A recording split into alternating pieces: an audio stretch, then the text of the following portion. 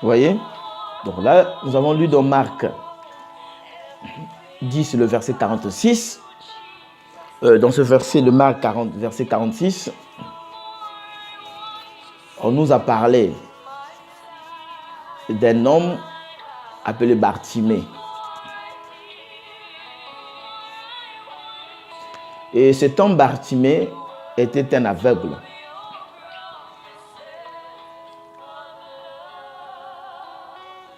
Il était aveugle physiquement. Et je vais seulement dire que Bartimée n'était pas né aveugle, mais Bartimée est devenu aveugle. Donc Bartimée voyait avant,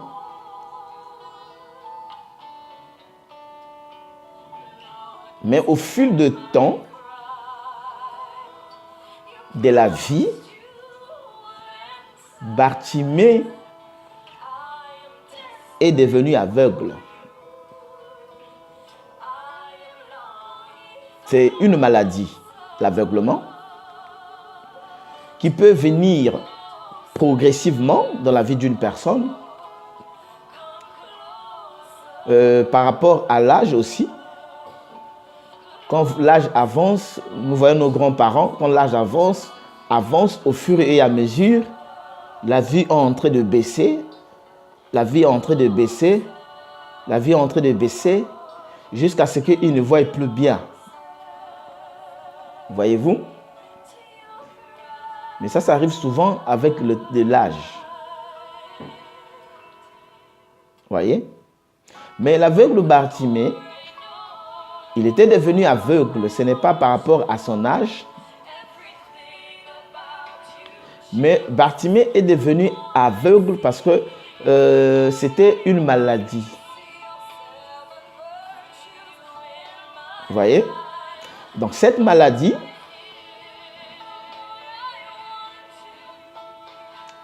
il a dû devenir aveugle de bas âge. Je peux dire, il avait 7 ans, entre 7 ans et 8 ans.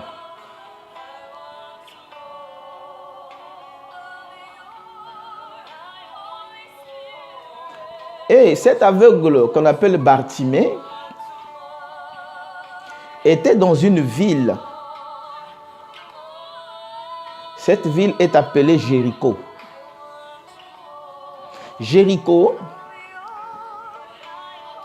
c'est une ville en Israël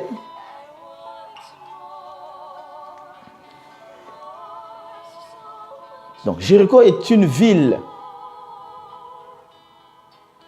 Et cette ville de Jéricho, Dieu a fait beaucoup de choses. Dieu a fait beaucoup de merveilles dans cette ville de Jéricho. Remarquez que Jérusalem est sur les montagnes. Jérusalem est sur les collines.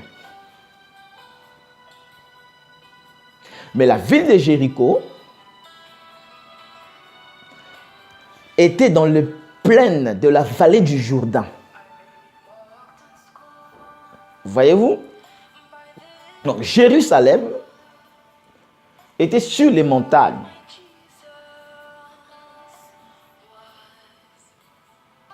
Mais Jéricho était dans les plaines, dans les vallées du Jourdain. Vous voyez? Donc Jéricho était à 8 km du Jourdain. Donc Jéricho est une ville d'ici Jordanie située sur la rive ouest du Jourdain. Donc c'était à l'ouest du Jourdain. Donc son nom dérivé de racines sémitiques.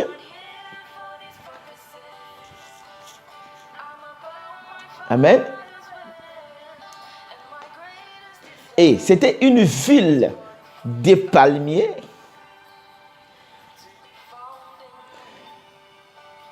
Fut l'un des premiers centres des cultes de la divinité. selon ce qu'on nous dit dans l'histoire ou dans ces choses. Donc, je répète, Jéricho était une ville située sur la rive ouest du Jourdain. Voyez-vous? Et c'était un nom hébreu. Et vous allez remarquer,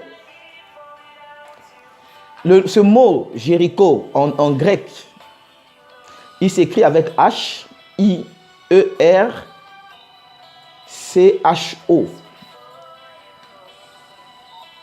Mais en hébreu, il s'écrit avec Y, Y-E-R-I-Y-C-H-O-W.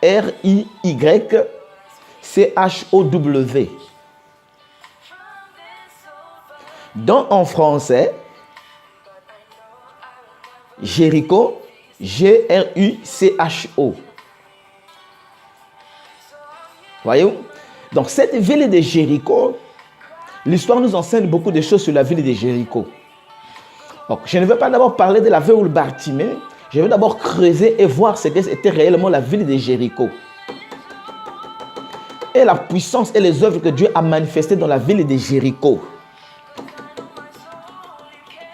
En fait, vous allez remarquer que Jéricho était dans les plaines de la vallée du Jourdain, à l'ouest du Jourdain.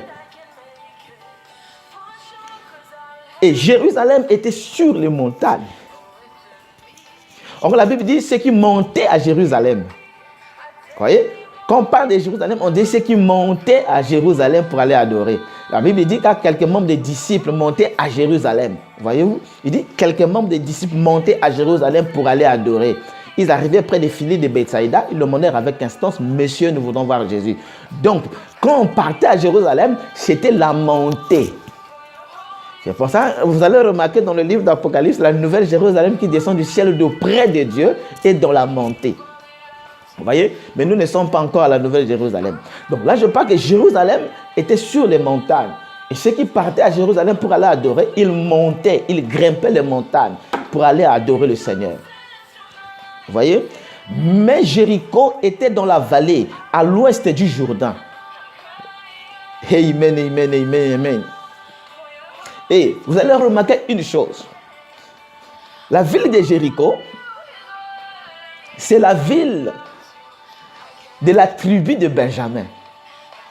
Oh, merci Seigneur pour ta parole. Merci Seigneur pour la révélation de la parole. Merci Jésus. Donc je répète à dire, Jéricho, la ville de la tribu de Benjamin.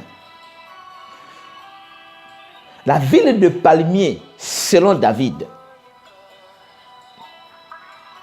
Amen. Je vais essayer de lire avec vous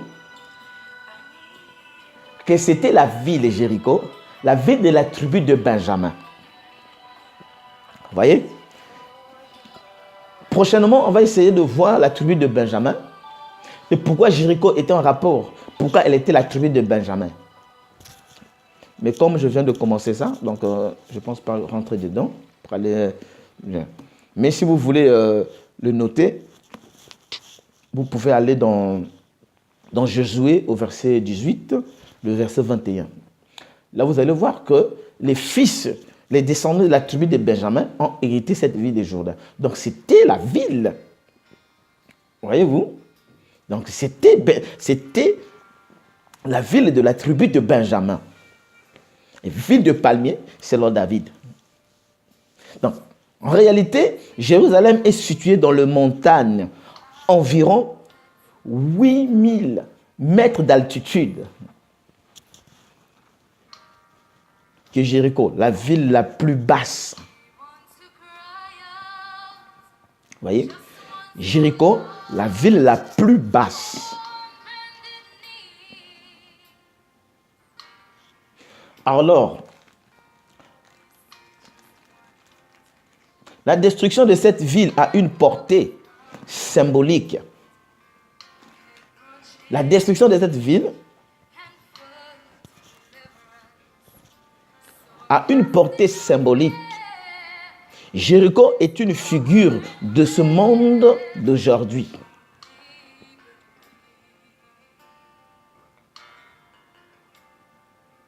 Donc, Jéricho, que vous voyez, était la figure symbolique de la figure de ce monde aujourd'hui. Et je répétais que dans cette ville de Jéricho, je m'excuse, que dans cette ville de Jéricho, Dieu a fait des grandes choses.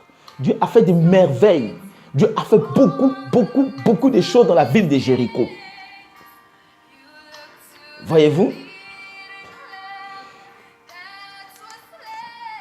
Dieu a démontré sa puissance.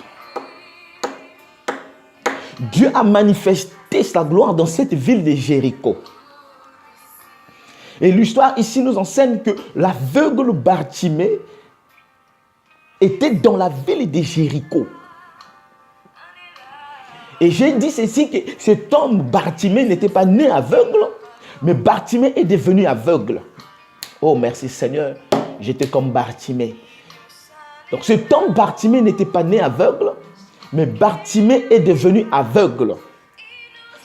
Et l'esprit de l'aveuglement avait atteint Bartimée, non pas parce qu'il avançait en âge, mais c'était comme un fléau ou une maladie qu'il avait attrapée, qu'il avait introduit dans cet état de l'aveuglement. Donc remarquez, quand une personne rentre dans cette étape de l'aveuglement, il vit dans ce qu'on appelle l'obscurité. Vous voyez, quand on parle de l'aveuglement, on voit ce qu'on appelle l'âge de l'obscurité. Et c'est pour cela que je lis dans l'Apocalypse, dans la Bible, il dit que tu es aveugle et nu, mais tu ne le sais pas. Donc la Bible dit dans le livre d'Apocalypse là-bas, le jour, c'est ni jour ni nuit, la prophétie, il dit tu n'es ni froid ni chaud, je te vomirai de ma bouche, parce que tu n'es ni froid ni chaud. Donc remarquez que cet âge-là, nous avons lu dans l'Apocalypse 3, au verset 14 jusqu'au verset 17, nous montre que c'était l'âge des ténèbres. C'est l'âge de l'obscurité qu'on appelle l'Odyssée. L'Odyssée, c'est un âge absolument noir. Donc c'est le noir, c'est l'aveuglement. Voyez-vous, c'est un état spirituellement, des gens ne peuvent pas facilement voir. C'est pour cela, Dieu, quand il voit cette obscurité qui envahit l'humanité et qui envahit les êtres humains, voyez-vous, de cet âge de l'aveuglement spirituel et physique, dont nous allons voir au fil du temps, nous allons comprendre que ça a un rôle à jouer dans la vie de l'être humain. Amen. Et donc, l'aveuglement spirituel et l'aveuglement physique.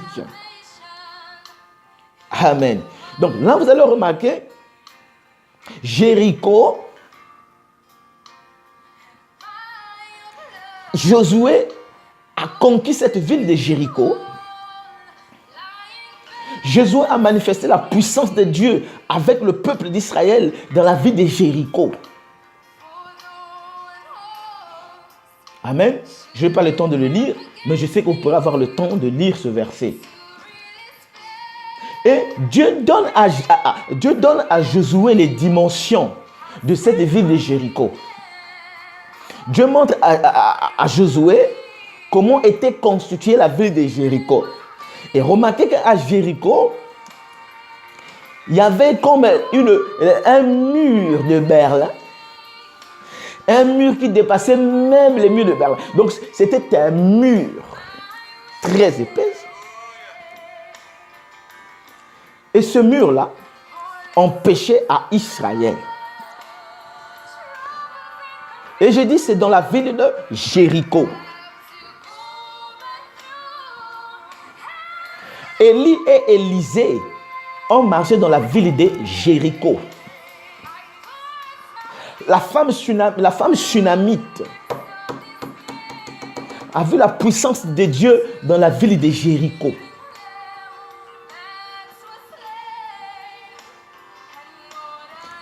Il est dit que Israël, ils ont fait 7 fois le tour de la ville.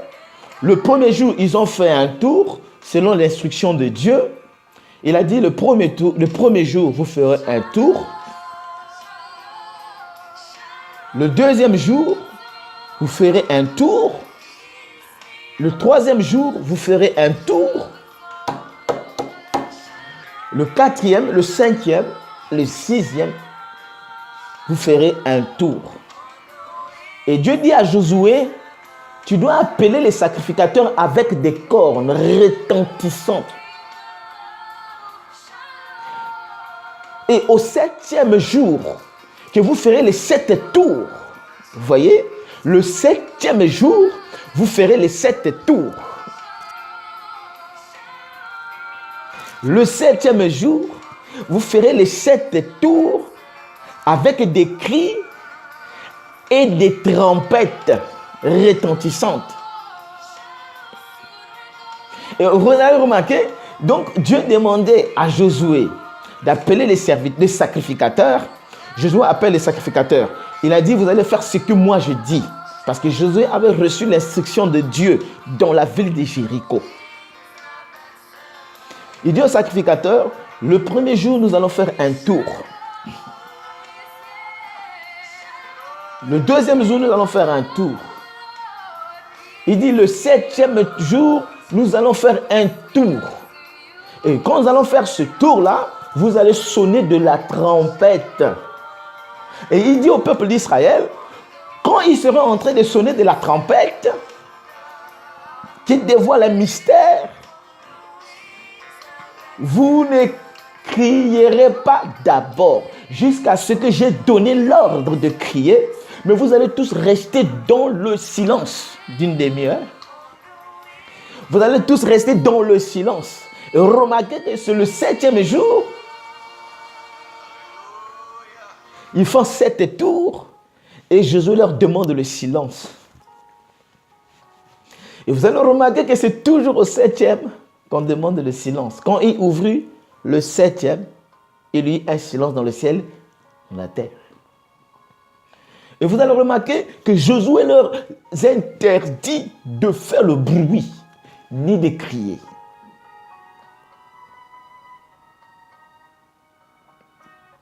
Voyez-vous? Josué les a interdits de crier.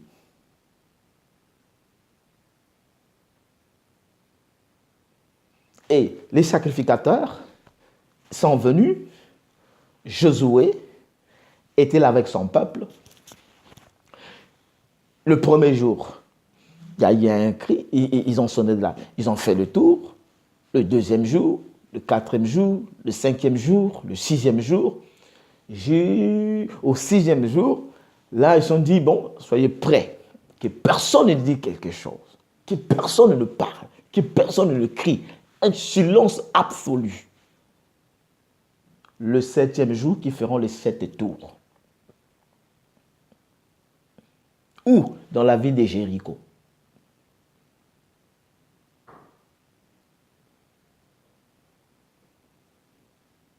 Et alors, quand ils sont arrivés, les sacrificateurs ont commencé à sonner de la trompette.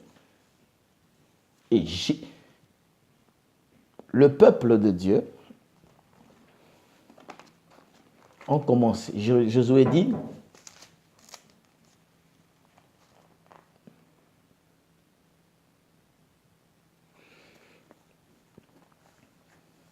il dit ceci, dans le livre de Josué.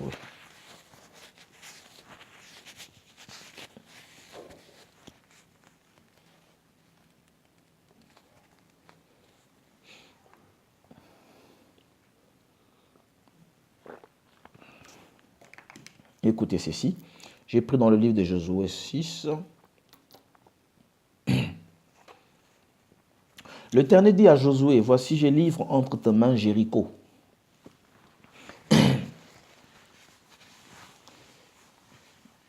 Je livre entre tes mains Jéricho et son roi et ses vaillants soldats.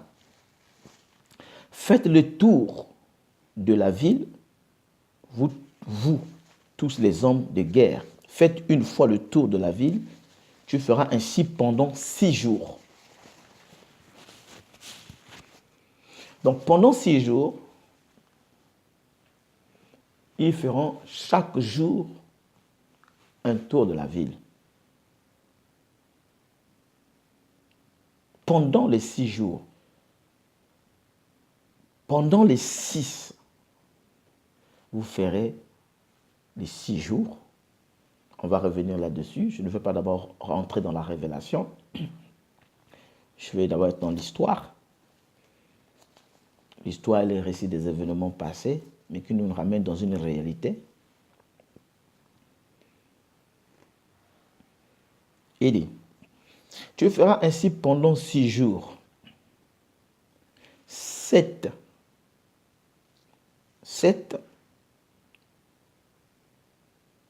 sacrificateurs. 7 sacrificateurs.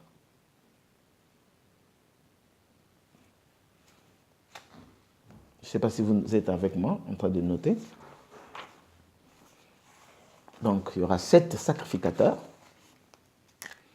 Vous voyez? 7 sacrificateurs. Sacrificateurs.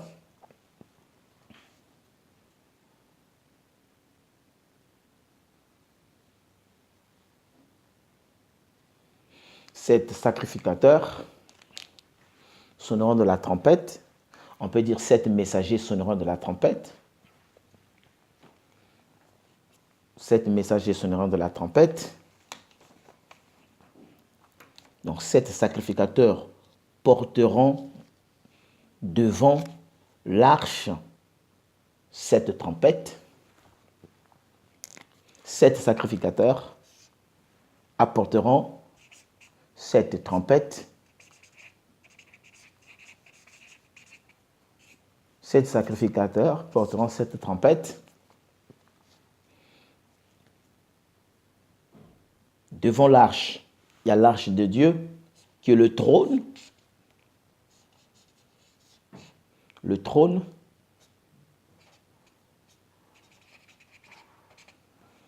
Sept sacrificateurs, 7 trompettes.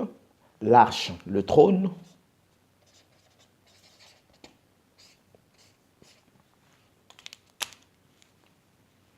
Et il dit ceci, porteront devant l'arche 7 trompettes retentissantes.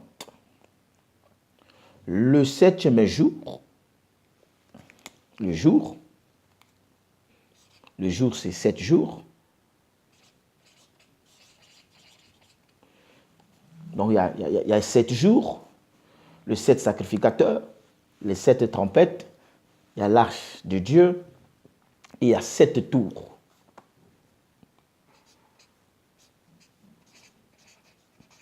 Cette tour, retenez ça dans votre esprit. On va revenir pour avoir l'application réelle de la parole. Mais écoutez quand même l'écriture. Retentissante. Le 7e jour, vous ferez 7 fois le tour de la ville. Donc le 7e jour, pas le premier jour, pas le 2e, pas le 3e, pas le 4e, pas le 5e, pas le 6e. Mais le 7e jour, vous ferez 7 fois le tour de la ville.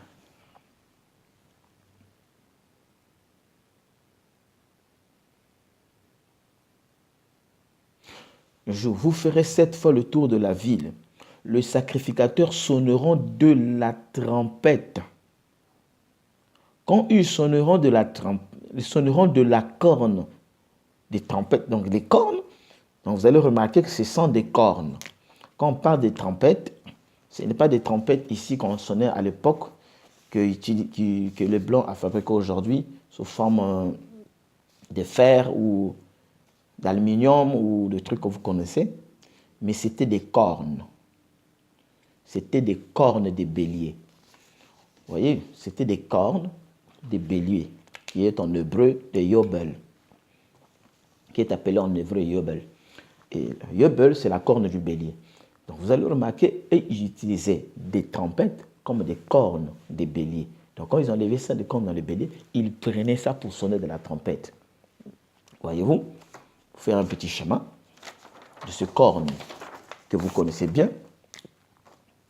la corne du bélier.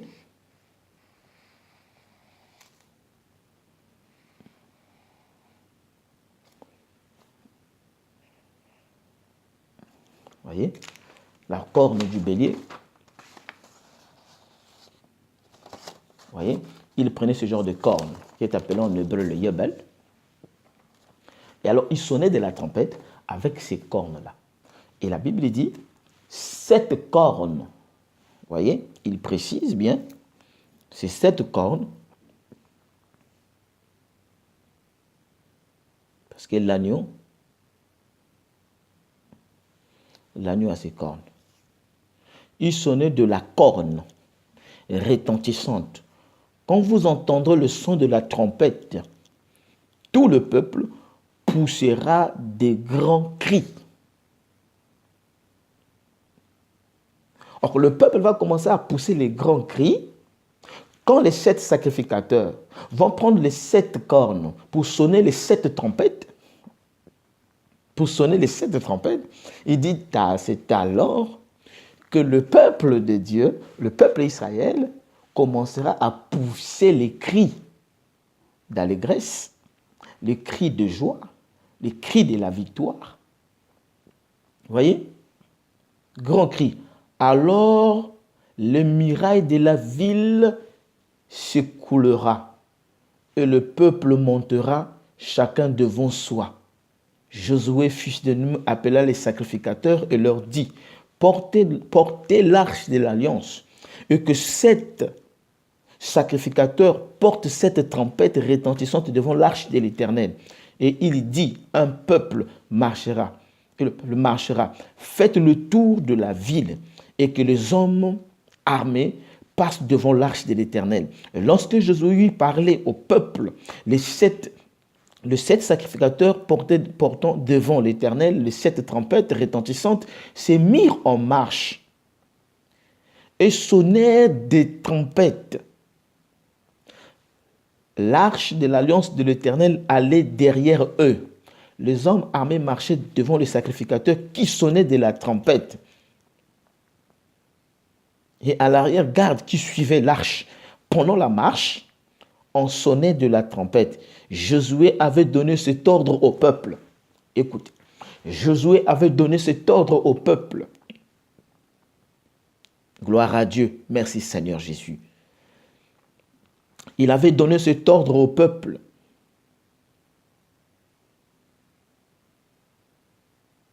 C'est Dieu.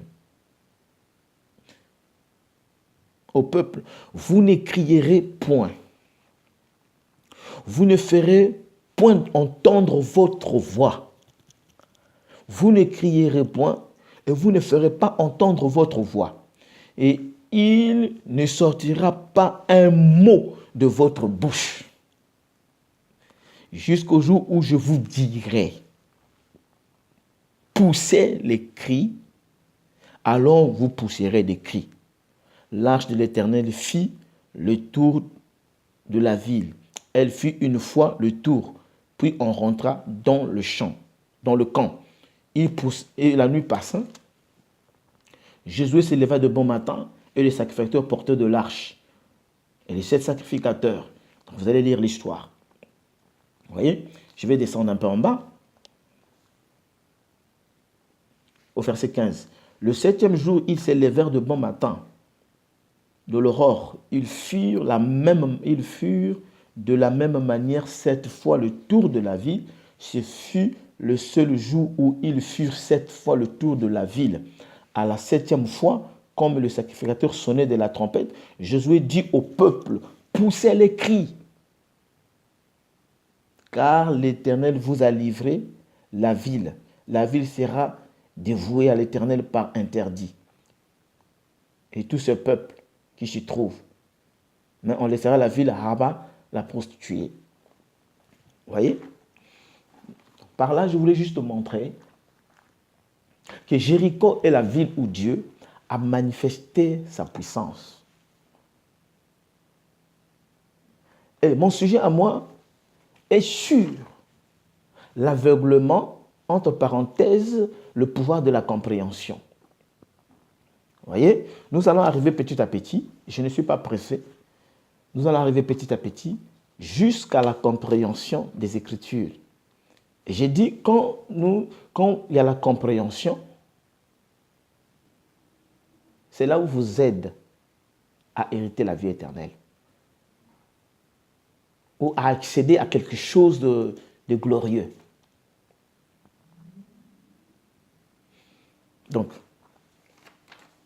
j'ai dit que c'était une ville, Jéricho, qui était dans le plain à l'ouest du Jourdain, dans la vallée du Jourdain. Donc Jérusalem était sur les montagnes, mais cette ville de Jéricho était en bas. Donc, dans ce verset que nous venons de lire, la Bible nous parle de l'aveugle Bartimée. Et j'ai dit que Bartimée, son père s'appelait Timée. Donc, il a hérité le nom de son père qu'on appelle Timée. Lui, c'était Bartimée. Vous voyez? Et j'ai répété pour dire que Bartimée, c'était un jeune homme qui n'est pas né aveugle. Donc, il est devenu aveugle à partir à l'âge de 7 ans ou 8 ans. C'est là où Bartimée est devenu aveugle. Vous voyez? Alors, parlons sur l'aveuglement. Je veux vraiment être précis pour vous faire comprendre que je vais parler d'un état spirituel et d'un état physique. Parce que la Bible dit, le naturel est le type du spirituel.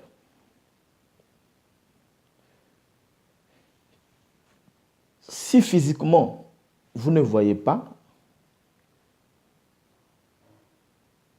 ça ne veut pas dire que vous n'avez pas accès à la vie éternelle, mais ça peut aussi jouer dans votre état spirituel. Donc c'est très important d'avoir la vue physique et la vie spirituelle.